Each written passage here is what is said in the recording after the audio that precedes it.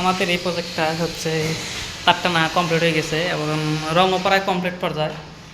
আর কিছুদিনের ভিতরে আমরা সুইচ মুইচ লাগাই দেবো, যত সুইচ সকেট মকেট এসি সকেট মকেট যা আছে সব একটু জেড লাগাই দেবো। এগুলো সব পাওয়ার, এখানে অনেকগুলো পাওয়ার নিচ্ছে, যেমন এই একটা, এইখানে আছে একটা, আরও একটু এসি সকেট সারা এই পাশে আছে, এইখানে আছে একটা, এবং আপনার এই সুইচ বোর্ডে আছে একটা, এবং আপনার এই বাথরুমের ভিতরেও একটা পাওয়ার আছে।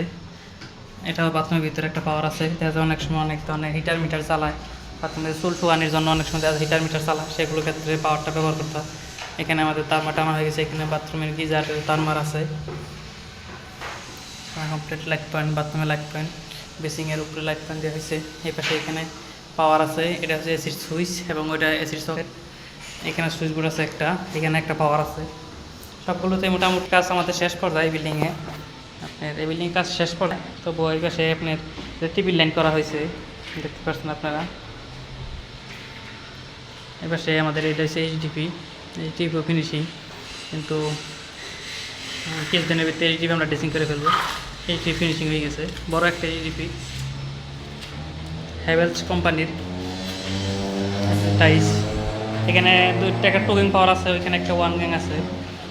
এছাড়া সুইচ বোর্ড, এটা হচ্ছে কেসিং রুম। কেসিং রুমের ভিতরে এখানে আছে আপনার হচ্ছে এখানে একটা পাওয়ার এবং এই পাশে একটা পাওয়ার। কেসিং রুমে দুইটা পাওয়ার নেওয়া হয়েছে।